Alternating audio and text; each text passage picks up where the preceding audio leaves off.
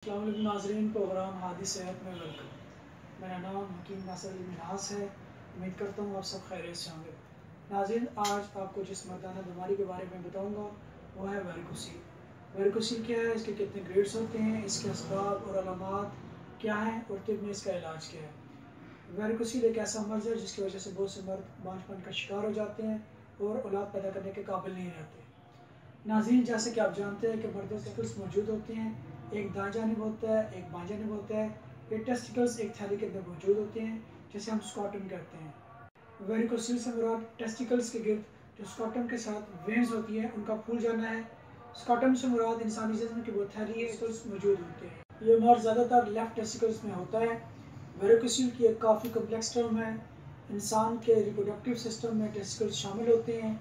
ये टेस्टिकल्स के गिर्द ढीली स्किन स्कॉटम में मौजूद होती है। इन टेस्टिकल्स में रिप्रोडक्टिव सेल्स यानी कि स्पर्म्स बनते हैं। इन्हीं टेस्टिकल्स में टेस्टोस्टेरोन भी पैदा होते हैं। ये टेस्टोस्टेरोन अपने मसल्स की ताकत और सेक्सुअल कुव्वत के लिए इस्तेमाल होते हैं।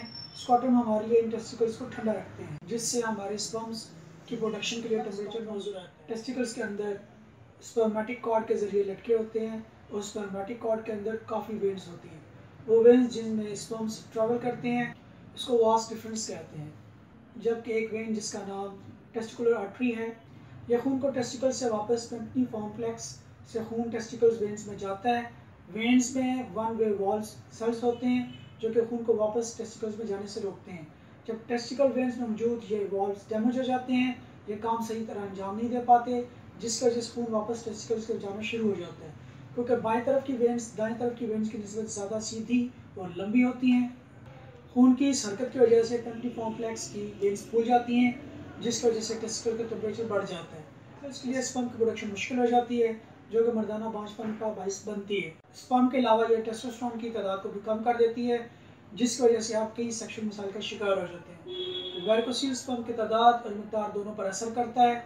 टेस्टिकल्स को एक खास मकसद के तहत जिस्म से बाहर रखा गया है क्योंकि इंसानी जिस्म का दर्जा हरारत ज़्यादा होता है जबकि इसके मुकाबले में टेस्टिकल का दर्जा हरारत बाकी जिस्म से 1 से 2 सेंटीग्रेड कम होता है। नाज़रीन, आप बात करते हैं वेरिकोसील के ग्रेड्स के बारे में। वेरिकोसील के 5 ग्रेड्स होते हैं। सबसे पहले बात करते हैं ग्रेड 1 के बारे में। ग्रेड 1 वेरिकोसील में जोर लगाने पर टेस्टिकल्स में नसों के अंदर खून का दौरानिया रिवर्स नहीं होता। अगर लेटने या खड़े होने पर दोनों सूरतों में वेरिकोसील नज़र ना आए और ना ही मालिश को महसूस हो तो वो ग्रेड 1 वेरिकोसील है। ग्रेड 2 अगर लेटने पर वेरिकोसील महसूस नहीं होता और खड़े होने पर वेरिकोसील महसूस होता हो तो वो ग्रेड 2 है। ग्रेड 3 अगर लेटने और खड़े होने दोनों सूरतों में वेरिकोसील महसूस हो तो वो ग्रेड 3। अगर वेरिकोसील की वेन्स में सोजन है, अगर लेटने या खड़े होने पर दोनों सूरतों में वेरिकोसील की जो वेन्स हैं अगर इनका डायमीटर 2 mm से ऊपर है वो वेरिकोसील ग्रेड 3 या 4 है। अगर वेरिकोसील में जोर लगाने पर टेस्टिकल में नसों के अंदर खून का दौरानिया रिवर्स होता है तो ये हायर वेरिकोसील के ग्रेड 3 या 4 में चला जाता है। ग्रेड 4 अगर लेटने और खड़े होने पर दोनों वेन्स नज़र आती हैं और हाथ लगाने पर महसूस होती हैं तो वो ग्रेड 4 है। ग्रेड 5 अगर टेस्टिकल का साइज छोटा हो गया तो इसको ग्रेड 5 कहा जाता है। ऐसी किसी भी सूरत में फ़ौरन अपने स्पर्म का टेस्ट करवाएं या फिर टेस्टोस्टेरोन लेवल चेक करवाएं।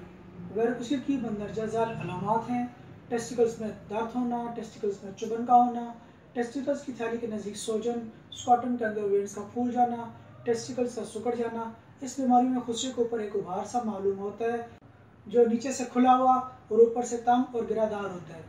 मरीज़ चिड़चिड़ापन का शिकार हो जाता है, मरीज़ डिप्रेशन में आ जाता है। वेरिकोसील के असबाब के बारे में बात करते हैं।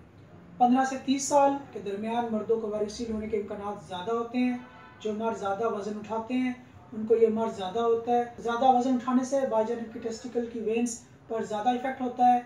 गुर्दे की खराबी, मैदे की खराबी, कब्ज़, बवासीर, खून का गाढ़ापन या खून में कोलेस्ट्रॉल का बढ़ जाना, तम्बाकू नोशी, सिगरेट नोशी, शराब नोशी। ऐसे लोग जिनको मोटापे की बीमारी होती है उनको ये मर्ज हो सकता है। वो लोग जो जिगर के किसी मर्ज में मुब्तला हो उनको भी ये बीमारी वेरिकोसील की वजह से लो स्पर्म काउंट भी डेवलप हो जाता है। इस वजह से ओलिगोस्पर्मिया डेवलप हो सकता है और बाज़ औक़ात ऐसा भी होता है कि ज़ीरो स्पर्म काउंट यानी कि एज़ोस्पर्मिया भी डेवलप हो जाए। नाज़रीन, मैं आपको ये कहना चाहूँगा कि में वेरिकोसील का तरीका इलाज नहायत मुअस्सर और पुरअसर है जो कि वेरिकोसील को मुकम्मल ख़त्मा कर देता है। कुदरती तरीका इलाज ये ऐसा इलाज है जिसके 3 हैं। हादद वाहना पर मेडिकल रिपोर्ट्स की मदद से मरीज़ में मर्ज़ की तशख़ीस की जाती है और मरीज़ में वेरिकोसील की नोयत को मालूम किया जाता है।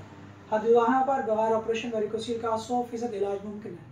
हादी दवाखाना पर वेरिकोसील के असल असबाब को नज़र रखकर इसका इलाज किया जाता है। वेरिकोसील के इलाज के बाद ओलिगोस्पर्मिया और नेक्रोस्पर्मिया की बीमारी से निजात हासिल हो जाती है। तो फिर आज हादी दवाखाना पर तशरीफ़ लाएँ और मुकम्मल यकीन के साथ अपना इलाज करवाएँ। अल्लाह हाफ़िज़।